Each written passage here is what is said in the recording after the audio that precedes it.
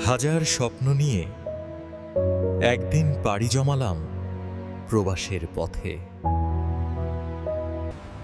কিন্তু প্রবাসের মাটিতে স্বপ্নের চেয়ে বাস্তবতা ছিল অনেক কঠিন। দিন শেষে ছোট্ট রুমে ফিরে শুরু হতো নীরব এক যুদ্ধ। ছেলের একটাই প্রশ্ন,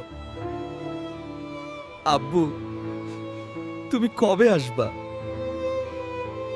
ঢেউয়ের শব্দে লুকিয়ে থাকতো আমার না বলা কষ্টগুলো। ঢেউয়ের শব্দে লুকিয়ে থাকতো আমার না বলা কষ্টগুলো।